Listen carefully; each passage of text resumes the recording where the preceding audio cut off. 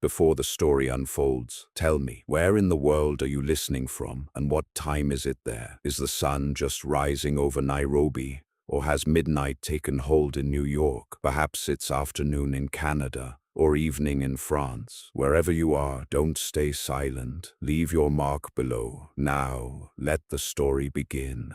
The last of the flour was gone. Emma Colton stared at the empty tin on the shelf, her hands shaking so hard the lid rattled against the wood. Outside, the wind screamed across the plains like something alive, something angry. She pressed her palm against her stomach to stop the ache, but it did nothing. 3 days since she had eaten more than a spoon of broth, and she had given even that to her son. Tommy sat by the dying fire, his knees pulled to his chest, his lips pale from the cold. She could not let him see her cry. Not tonight. A knock came on the paper she had nailed to the door that morning. Not a knock, the wind tearing at it. She had read the words so many times she saw them even with her eyes closed. Foreclosure notice, 15 days to pay, or the bank would take the land her husband had died for. Daniel had worked this soil until his hands bled, until the day 2 years ago when his horse came home without him and his body was found broken at the bottom of Miller's Ravine. The bank said an accident. Emma had never believed that word. Not once. Not for a single day. She wrapped her shawl tighter and stepped onto the porch to check on the last of the firewood. The snow had turned the yard into a sheet of silver, and the wind cut through her dress like a blade. That was when she saw him, a shape in the storm, stumbling, one arm pressed against his side. A man, tall, staggering between the fence posts, his black hat gone, his grey coat soaked through with something darker than snow. He fell to his knees 20 feet from her door and did not rise. Emma's first thought was fear. A stranger, in the dark, in a storm, could be anything. An outlaw, a killer, a man running from the law. Her second thought came faster than the first. He was dying. She ran to him before she could stop herself, her bare feet burning against the ice. Up close, she saw the blood soaking through his coat, dark and spreading, and a face grey as the sky above them, eyes barely open, lips moving without sound. She grabbed him under the arms and pulled with everything she had left in her starving body. "Tommy!" she screamed toward the cabin. "Tommy, open the door!" Her son's small face appeared, wide-eyed,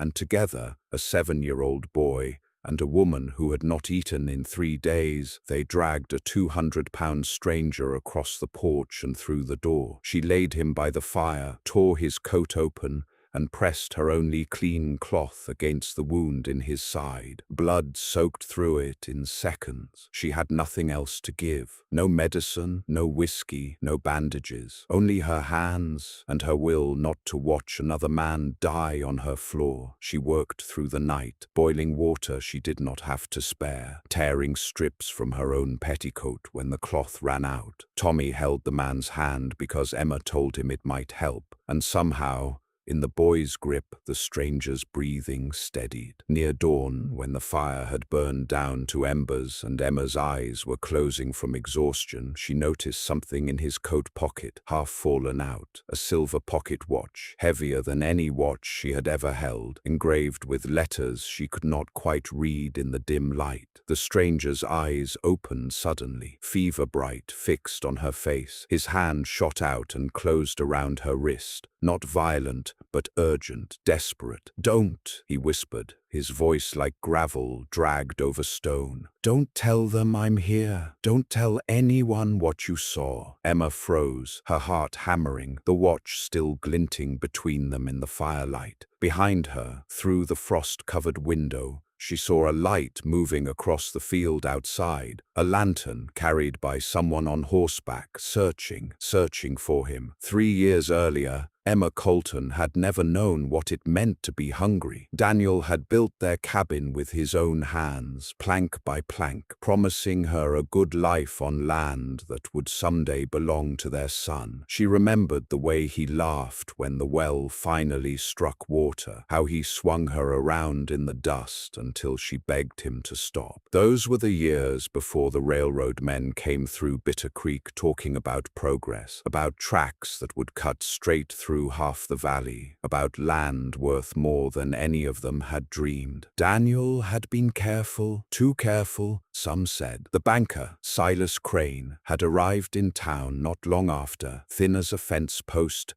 with slicked black hair and a string tie he wore like a noose around his own neck. He smiled at everyone and trusted no one. Daniel did business with him only because there was no other bank for 80 miles. And even then, Emma remembered how her husband's jaw would tighten every time Crane's name came up at supper. "That man smiles like he's already counted your bones," Daniel used to say. She had laughed it off then. She did not laugh now. The night before Daniel died, he had come home late, his face pale, a folded paper clutched in his hand. He would not show it to her. He only said, "If anything happens to me, Emma, look in the barn, under the third board from the wall." She had thought he was only tired, only worried about the harvest. She kissed him good night and never imagined it would be the last real conversation they would ever share. By morning, his horse returned alone, reins dragging in the mud, and 2 days later they found him at the bottom of Miller's ravine, his neck broken, his hands still gripping a scrap of burned paper no one could read. The sheriff, a weathered man named Wyatt Boone, had ruled it an accident. Emma had begged him to look closer, to ask why a man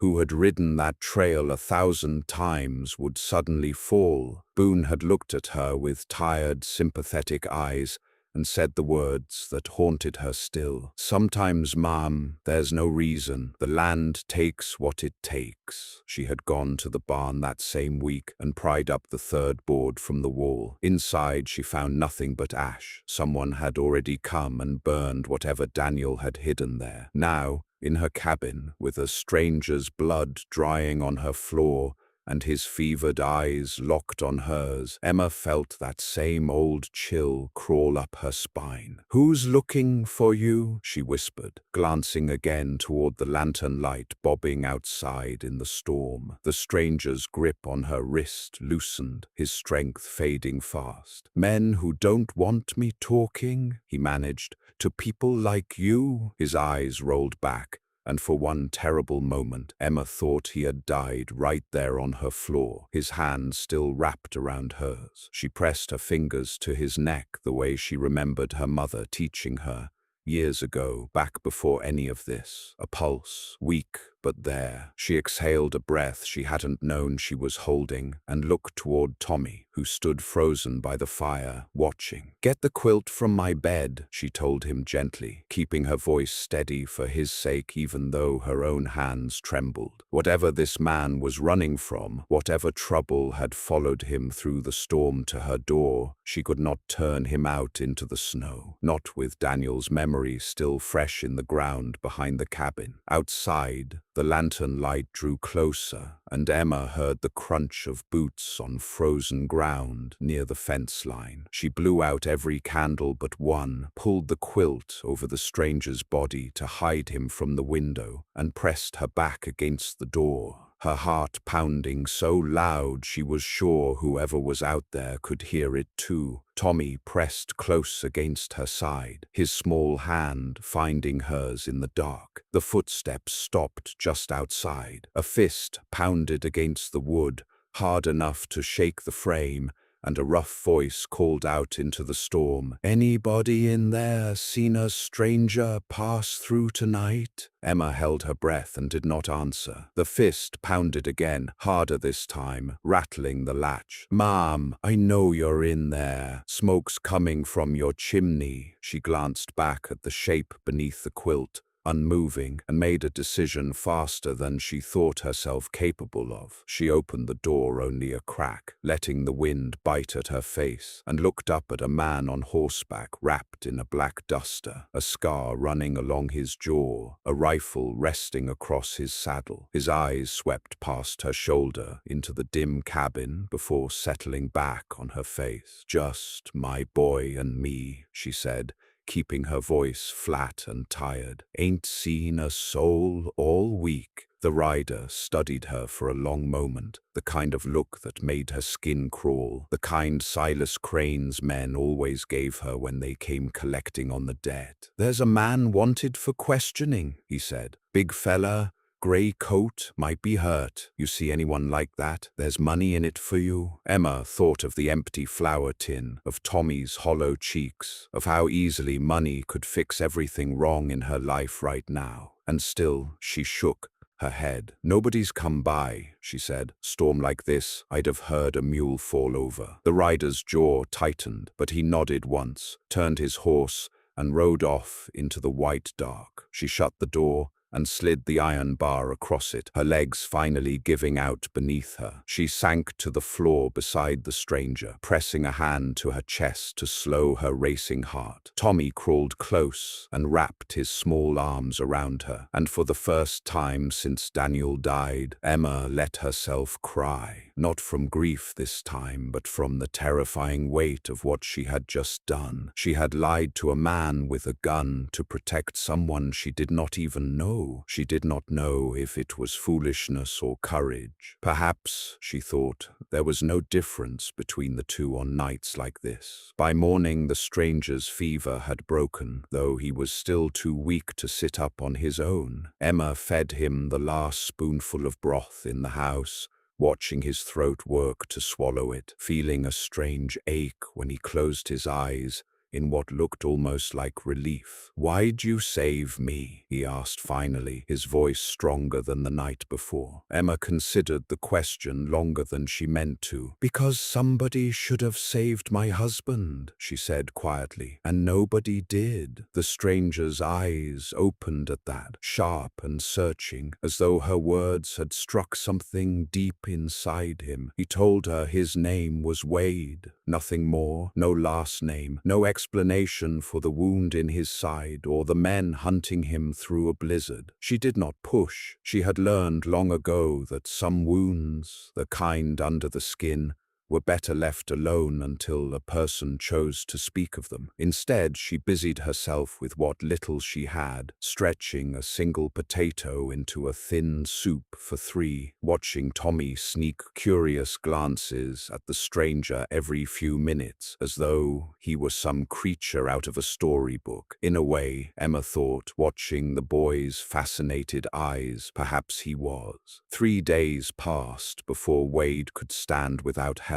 In that time, Emma noticed things she could not quite explain. The quality of his boots, worn but expertly made. The way he studied the foreclosure notice on her door with a stillness that seemed too controlled for a simple traveler. The silver pocket watch he kept close, checking it constantly as though counting down to something. When she asked what the letters engraved on it meant, he closed his hand around it and said only, "A reminder of who I used to be." She did not ask again, though the question lingered in her mind like smoke that would not clear. On the 4th morning, Emma walked out to find the last of her firewood gone and a fresh stack twice as large cut and split beside the cabin door. Cut by hands that should not yet have had the strength to swing an axe. She found Wade sitting on the porch step, breathing hard, sweat on his brow despite the cold, watching the horizon with an expression she could not read. "You shouldn't be up," she scolded, though there was no real anger in it. He turned to her, his eyes steady despite his exhaustion. "There's something you need to know before I leave this place," he said, "about your husband, about Silas Crane, and about why those men are really looking for me." Emma's hands went still on the porch railing. "What do you know about Daniel?" she asked, her voice barely above a whisper. afraid of the answer and desperate for it all the same. Wade lowered himself onto the step, wincing as his wound pulled tight. "I know Crane's been buying up land along the old survey line for 3 years," he said. "Cheap land from widows and desperate men, right before the railroad announces where the new track goes through. I know he's done it in 4 other territories before this one, and I know men who ask too many questions about it don't tend to live long." Emma's breath caught. She thought of the burned paper in Daniel's hands, the ash where his hidden letter should have been. "You think Crane killed my husband?" she said, not as a question. Wade's silence was answer enough. "I can't prove it," he admitted. "Not yet. But your husband wasn't the first man to fall off a trail he knew better than his own hands, right after he started asking about Crane's land deals." Emma pressed her palm against her mouth. 2 years of grief and suspicion finally finding a shape she could hold on to. She had known. Some quiet, stubborn part of her had known, since the day Boone told her it was an accident, and no one had believed her, and she had almost begun to doubt her own memory of her husband's fear. "Why do you care?" she asked finally. "Why does a stranger dying in a snowstorm know so much about my husband and a banker 200 miles from wherever you're from?" Wade looked at her for a long moment, and something in his face shifted, a decision being made behind those tired eyes. "Because Crane isn't just stealing land from widows," he said. "He's stealing it from me, land I already own, under names he doesn't know are mine, through deals he thinks are secret. I came out here to see for myself how far he'd go. I didn't expect to nearly die finding out." Emma stared at him, pieces shifting together in her mind, but refusing to fully connect. "Who are you, really?" she asked. Before he could answer, the sound of hoofbeats rose from the road, fast and many, and Wade's face changed instantly. The openness gone, replaced by the sharp alertness of a hunted man. "Get Tommy inside," he said, already pulling himself up despite the pain, his hand moving toward a pistol Emma had not known he carried. She grabbed her son and pulled him through the door just as 3 riders came into view. Silas Crane himself at the front, flanked by the scarred man from the night before, and another gunman she had never seen. Crane reined his horse to a stop at the fence, his cold gray eyes sweeping over the cabin, the fresh-cut firewood, and finally landing on Wade standing tall despite his injury on the porch. A slow, unpleasant smile spread across the banker's thin face. "Well now," Crane said,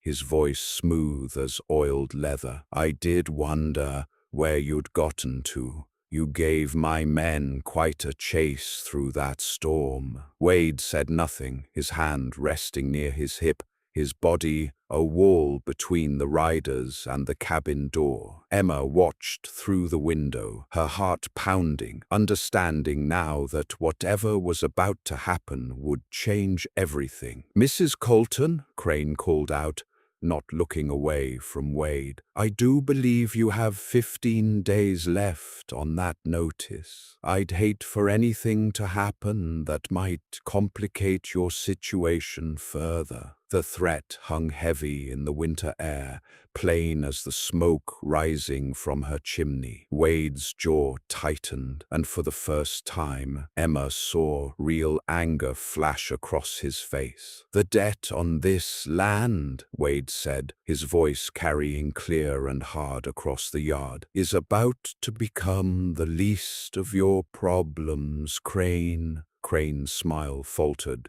just slightly, a crack in the calm mask he wore so well. "Do I know you, friend?" Crane asked, studying Wade's face more closely now, something like recognition flickering behind his cold eyes. Wade reached slowly into his coat, and Emma's breath stopped in her chest, certain a gun was about to be drawn. Instead, he pulled out the silver pocket watch, holding it up so the pale winter light caught the engraving on its surface. Crane's face went the color of ash. "That's not possible," the banker whispered, his composure finally shattering. "You're supposed to be dead."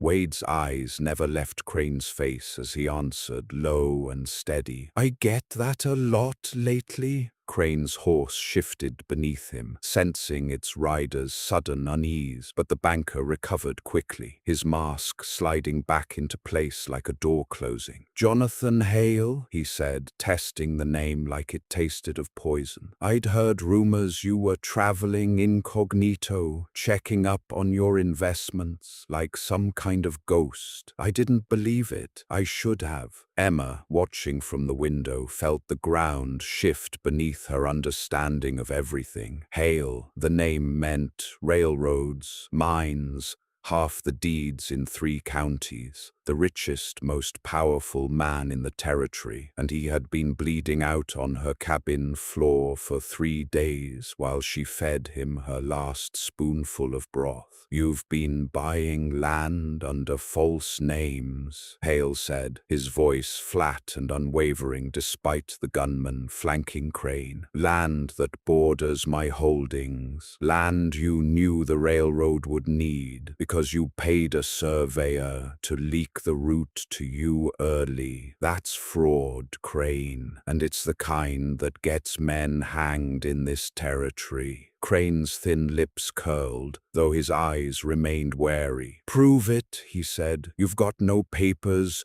no witnesses, nothing but a fevered story from a man half the territory thinks is already dead in a ravine somewhere near the Colorado line."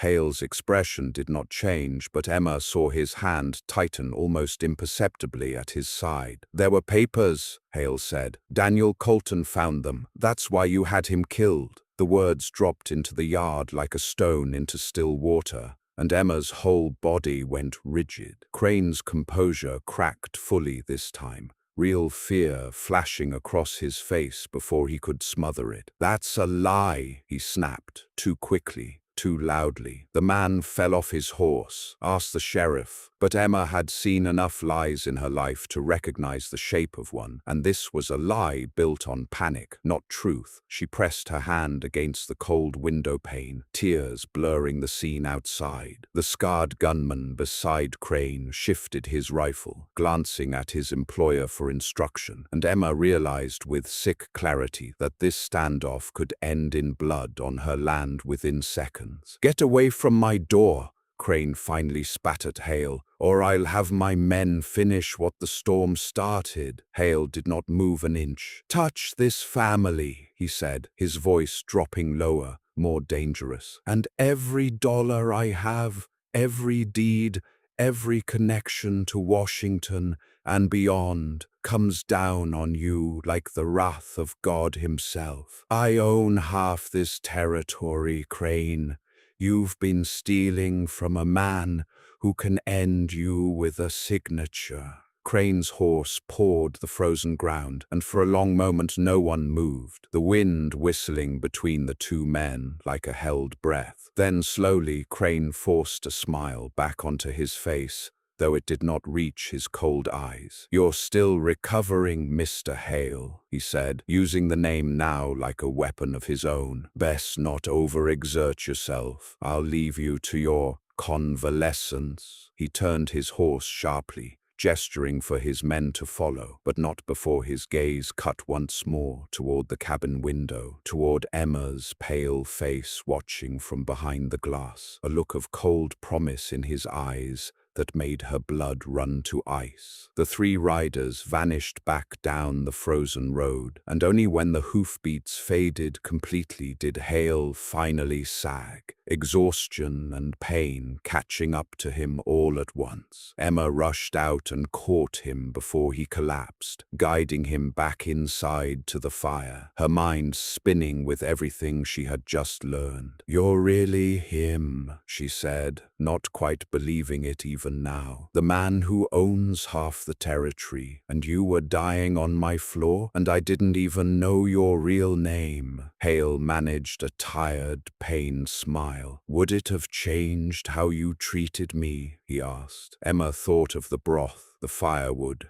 the lie she'd told a man with a rifle. "No," she admitted, "but it explains why they're trying so hard to kill you." That night, after Tommy had finally fallen asleep by the fire, Emma sat across from Hale, studying his face in the firelight, seeing him differently now, and yet somehow exactly the same. "Crane killed Daniel," she said quietly. "I need to know for certain. Not rumors, not fear, the truth." Hale met her eyes, and something in his weary expression softened with genuine sympathy. "There's a ledger," he said slowly, "somewhere in Crane's bank, records of every fraudulent deed he's filed. If your husband found proof before he died, there's a chance it still exists somewhere. But finding it means going into that bank, and if we're caught, Crane won't hesitate to make us disappear the way he made Daniel disappear." Emma barely slept that night, Daniel's face drifting through her mind alongside the cold certainty that his death had not been an accident at all. By morning,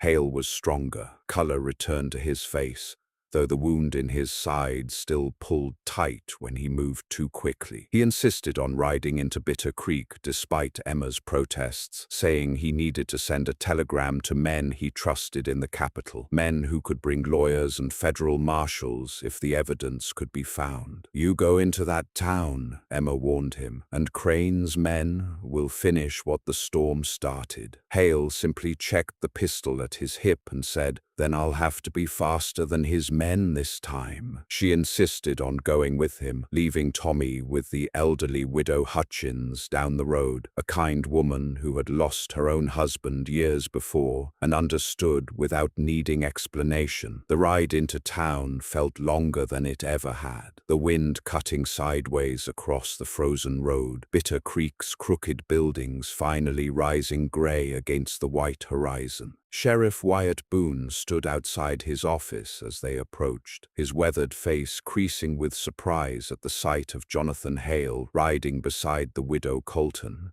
very much alive. "Heard rumors you were dead, Mr. Hale," Boone said carefully, his eyes flicking between them. "Heard rumors or was told rumors?" Hale asked pointedly, dismounting with a grimace he tried to hide. Boone's jaw tightened, the question landing exactly where it was meant to. "Crane's paid for a lot of things in this town," the sheriff admitted quietly, glancing around to be sure no one else was listening. "My deputy's salary among them. More years than I care to admit. I've turned a blind eye to things I shouldn't have." Emma felt a surge of anger rise in her chest. 2 years of unanswered questions finally finding a target. "You told me it was an accident," she said, her voice shaking. "You told me there was no reason to look closer." Boone's face crumpled with something like shame. "I was scared, Mrs. Colton," he admitted. "Scared of what I'd find if I looked too hard. Scared of what it might cost me and this town. That doesn't make it right. I know that." Hale stepped between them gently, his hand resting briefly on Emma's shoulder. "We need your help now, Sheriff," he said. "Crane's kept a ledger of fraudulent land deeds in that bank. If Daniel Colton found proof of it before he died, we need to know where it went, and we need federal eyes on this territory before Crane can bury it, or bury us." Boone considered this for a long moment, glancing toward the bank at the end of the street, its windows dark despite the daylight. "I've got a key to that building," he finally said. "Fire safety, From years back. Crane doesn't know I kept it. Something like resolve settled over the old sheriff's tired features, the shame in his eyes hardening into determination. I should have done right by you 2 years ago, Mrs. Colton. Let me do right by you now. As the sun dipped lower behind grey clouds threatening more snow, the three of them made their way toward the alley behind the bank, the town around them eerily quiet, as though it too sensed a storm building beneath the surface. The lock turned easier than expected, and the three slipped into the dark bank after hours, Boone's lantern casting long shadows across ledgers and filing cabinets that lined the back office. Hale moved with quiet efficiency despite his injury, searching through drawers with the practiced eye of a man who understood business records better than most bankers themselves. Emma searched too, her hands trembling not from cold now, but from fear and hope tangled together so tightly she could not separate them. And then, in a locked drawer Boone forced open with a letter opener, she found it, a thick ledger, and tucked inside its back cover, a half-burned letter in handwriting she would have recognized anywhere in the world. Her husband's handwriting. Emma's hands shook so badly she nearly dropped it, tears blurring the words as she read what remained. Daniel had found the deeds. Daniel had confronted Crane, and in the final lines, burned at the edges but still legible, he had written her name and Tommy's, and the words that broke what was left of her heart. If something happens to me, know that I loved you both more than this land, more than anything. Don't let him win, Emma. Behind them, the sound of a door slamming open echoed through the dark bank, and Silas Crane's voice cut through the silence like a blade. I thought I smelled rats, he said, a rifle already raised in his hands. Boone's lantern flickered wildly as he spun toward the sound, his hand dropping instinctively to his own weapon, but Crane's rifle was already leveled steady at Hale's chest. Drop it, Sheriff, Crane said, his voice cold and controlled despite the fury simmering just beneath. You too, Hale. Whatever you think you found in there, it dies in this room tonight, along with all three of you. Emma clutched the burned letter to her chest, her heart pounding so violently she could feel it in her throat. Daniel's final words burning into her mind even as death itself stood 10 feet away with a rifle raised. Crane, Boone said carefully, his own gun still holstered, hands raised slightly. Killing a federal witness and a territorial landowner in your own bank ain't exactly the quiet ending you're looking for. There'll be marshals crawling over this town within the week. Crane's laugh was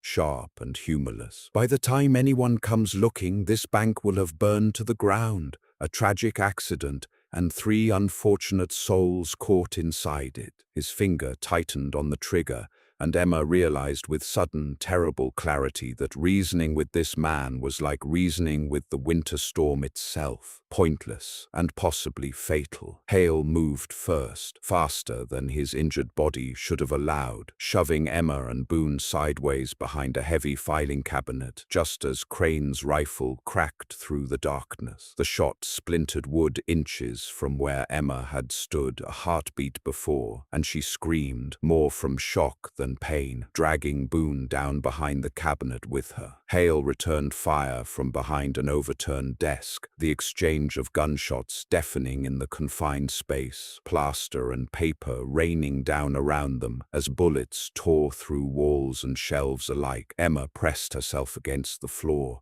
shielding the burned letter with her body as though it were Tommy himself. You can't win this, Crane, Hale shouted over the chaos, reloading with practiced speed despite his trembling hands. Even if you kill us all tonight, that ledger's existence is already known. Federal men are coming whether we live or die. It was a bluff, or perhaps not entirely. Emma couldn't tell anymore, couldn't separate truth from desperate strategy in the ringing aftermath of gunfire. But something in Hale's certainty seemed to reach Crane, a flicker of doubt crossing the banker's face, even as he ducked back for cover, his own men's footsteps pounding closer from the front of the bank, drawn by the sound of shots. Boone seized the moment, rising just enough to fire a warning shot toward the ceiling, his sheriff's badge catching lantern light as he shouted with all the authority his tired voice could muster. "This is Sheriff Boone. Everyone stand down,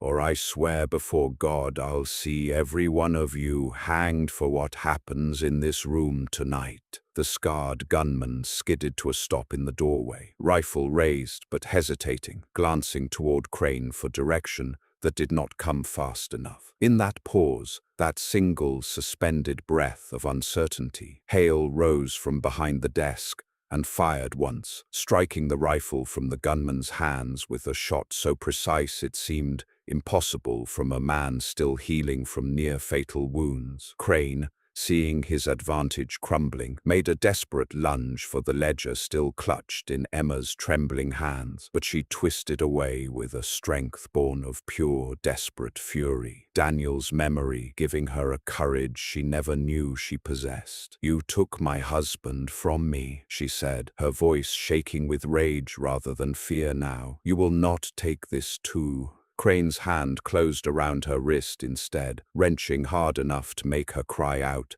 and Boone was there in an instant, driving the butt of his pistol into the banker's temple with enough force to send him crumpling to the floor. Finally, silent, the bank fell quiet, except for ragged breathing and the distant howl of wind outside. Emma knelt over Crane's unconscious form, the ledger and burned letter still clutched tight against her chest, tears streaming freely down her face, now that the danger had passed. Boone secured the scarred gunman with rope from a nearby drawer, while Hale leaned heavily against the desk, blood seeping fresh through his bandages from the exertion, his face pale but his eyes triumphant despite the pain. "We have him," Boone said quietly, staring down at Crane's still form. "We finally have him." But as dawn's first grey light crept through the bank's shattered windows, none of them yet knew that Crane's men, still loyal and waiting outside, had already sent word racing toward the Colton farm, where Tommy slept, unguarded, at Widow Hutchins's house. The ride back to the farm felt like the longest of Emma's life, her heart in her throat with every mile, Hale riding beside her, despite Boone's protests that he needed rest, not another confrontation. "I'm not letting her ride into danger alone," Hale said simply, and something in his tone told Emma this was no longer just about clearing his own name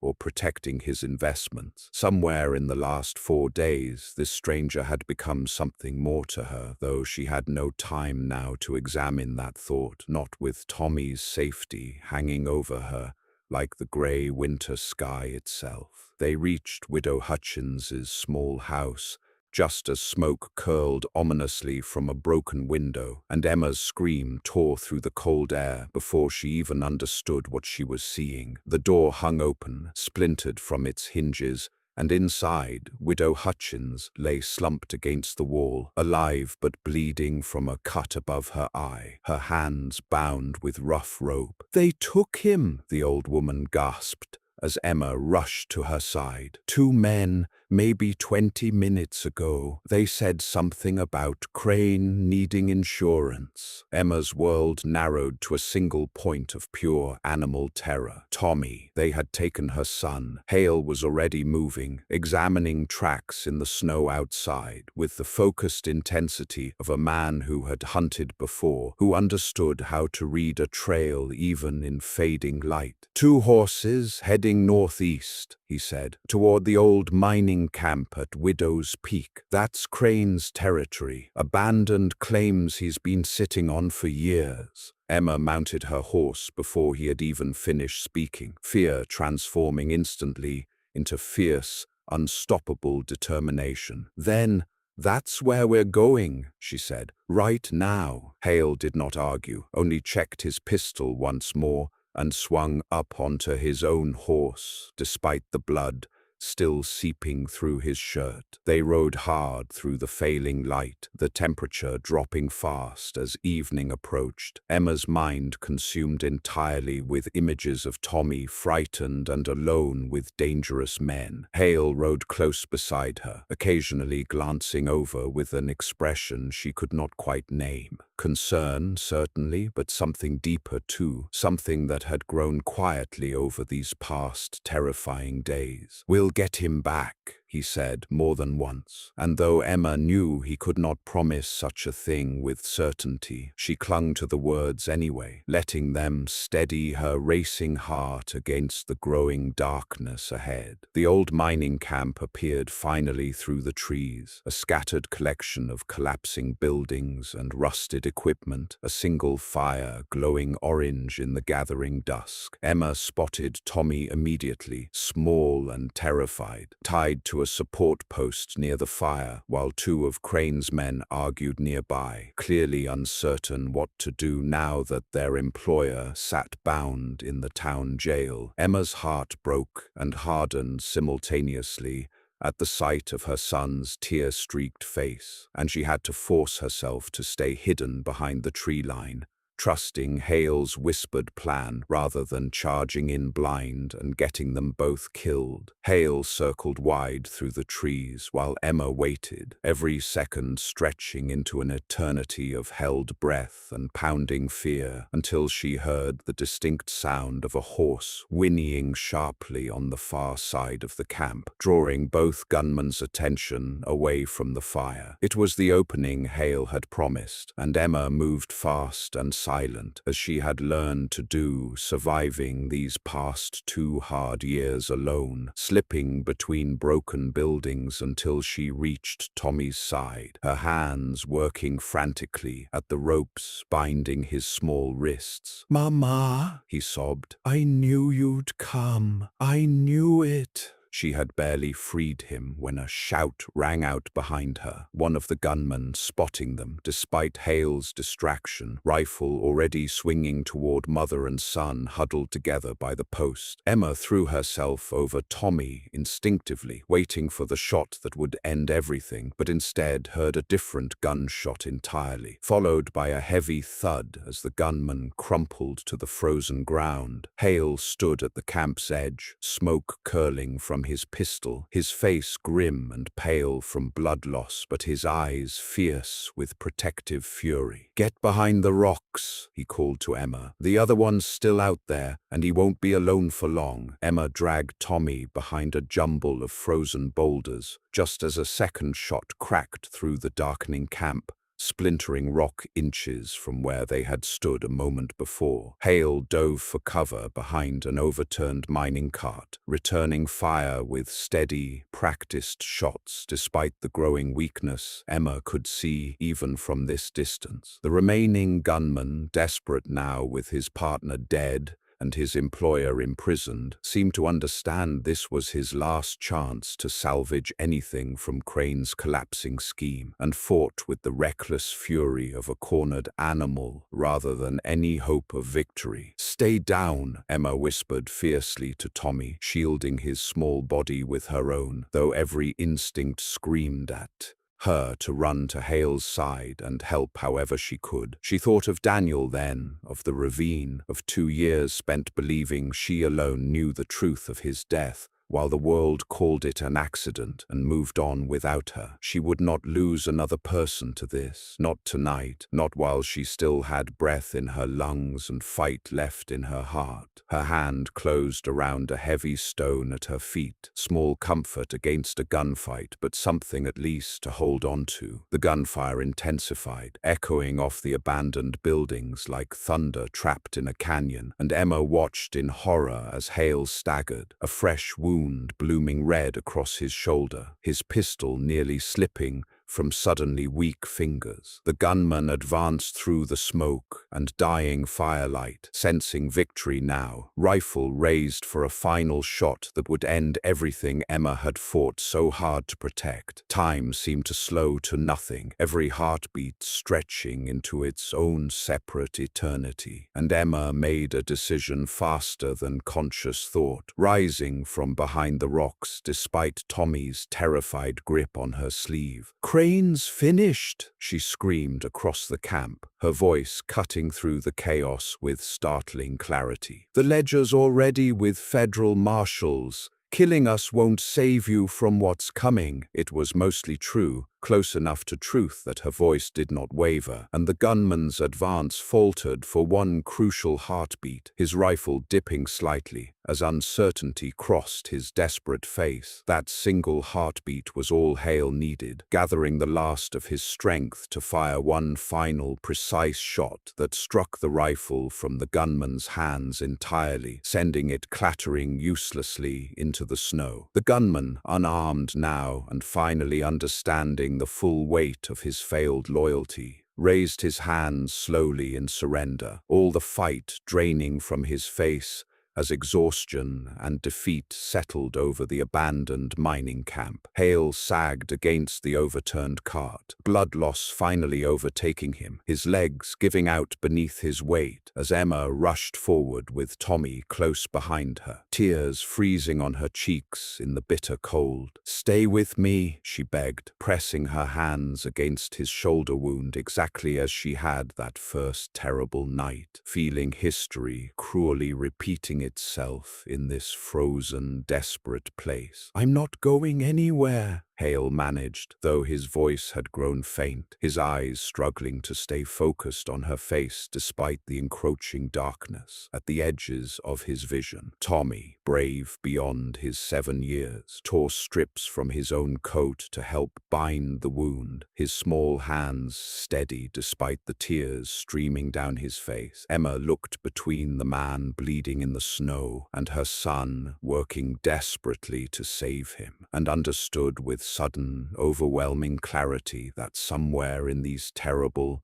transformative days, this stranger had become family, woven into their lives as surely as if he had always belonged there. They got him onto his horse somehow, Emma riding behind him to keep him upright, Tommy leading the way back toward town where Sheriff Boone and a doctor waited, alerted by riders sent ahead once the camp had fallen silent. The ride felt endless, Hale's weight growing heavier against her with every passing mile, his breathing shallow and uneven, whispered words of encouragement from Emma, the only thing keeping him conscious through sheer stubborn will. As the lights of Bitter Creek finally appeared through the darkness, Emma pressed her lips to the top of Hale's bowed head and whispered fiercely into the cold night air, "You saved my family. Now let us save you." The doctor worked through the night by lamplight, while Emma paced the hallway outside, Tommy asleep at last in her lap, exhaustion finally claiming him after the longest day of his young life. Sheriff Boone brought news near dawn that Crane had confessed everything once faced with the ledger, and Daniel's burned letter both, admitting to fraud, to the murder of Daniel Colton, and to a dozen other crimes committed across half the territory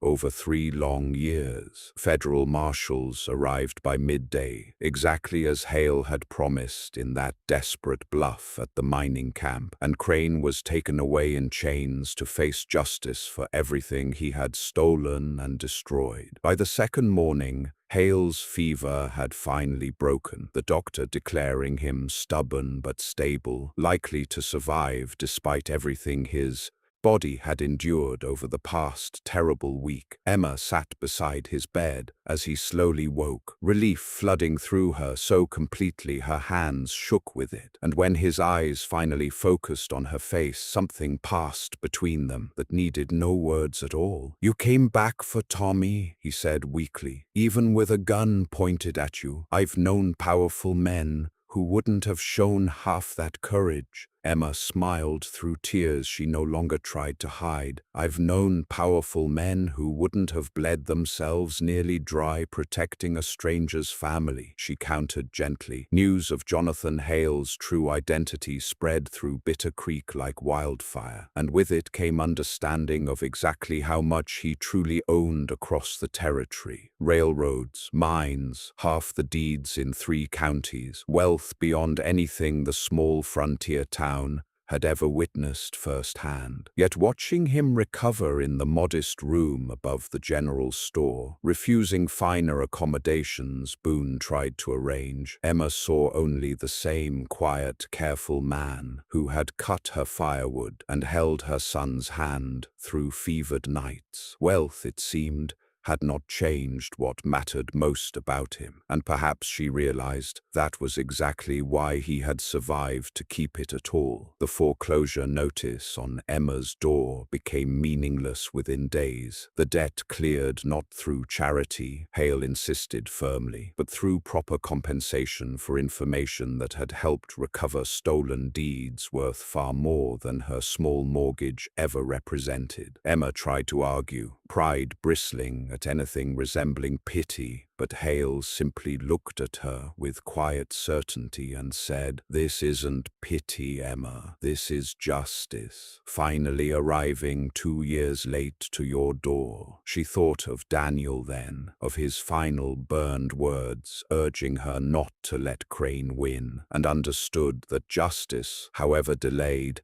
had finally come to rest exactly where it belonged. Spring arrived slowly across the territory, snow melting into muddy roads and green shoots pushing through soil that had seen too much death and grief over recent hard years. Hale stayed in Bitter Creek longer than his recovery strictly required, helping rebuild not just Emma's farm but establishing new protections against exactly the kind of fraud that had cost Daniel his life, ensuring no other widow would face the same desperate winter Emma had barely survived. Tommy followed him everywhere those spring months, absorbing everything Hale taught him about horses, about honest business, about the quiet strength of a man who used power to protect rather than exploit those weaker than himself. On a warm afternoon in early May, Hale found Emma in the garden she was finally able to plant again, kneeling in dark soil that no longer belonged to any bank, watching seeds she had chosen herself take root in ground her husband had died defending. He knelt beside her, no longer the dying stranger who had stumbled through her door months before, but not quite the distant, powerful landowner either. Something new, forged in fire and snow and shared grief, standing steady between both worlds. "I never properly thanked you," he said quietly, "for that first night. For everything you risked feeding a stranger, you owed nothing at all." Emma looked up at him, sunlight catching in her chestnut hair, and smiled the first truly peaceful smile she had allowed herself in years. "You didn't need to thank me," she said simply. "You needed to survive. Everything else just followed from there." Hale reached into his coat and withdrew the silver pocket watch, the one that had first hinted at his true identity that terrible winter night, and pressed it gently into her palm. "This belonged to my father," he said, "the man who taught me that real wealth means nothing if you forget where you came from. I think you understand that better than anyone I've ever known." Emma closed her fingers around the watch, warm now from his hand rather than cold from the storm, and watched Tommy running through the green fields beyond them, laughing freely for the first time since his father's death. That evening, as the sun set golden over land no longer threatened by debt or fear or unanswered grief, Emma stood on her porch beside Jonathan Hale, watching Tommy chase fireflies just beginning to rise from the tall grass. She thought of that desperate winter night, of an empty flour tin and a dying stranger stumbling through the snow, of how close she had come to losing everything before somehow gaining more than she ever imagined possible. The land stretched out before them, half of it now legally protected under Hale's careful reforms, all of it finally, truly safe. And as darkness settled gently over Bitter Creek, Emma Colton understood that sometimes the greatest fortune in life arrives not with fanfare, but quietly, starving and bleeding at your own front door. The end.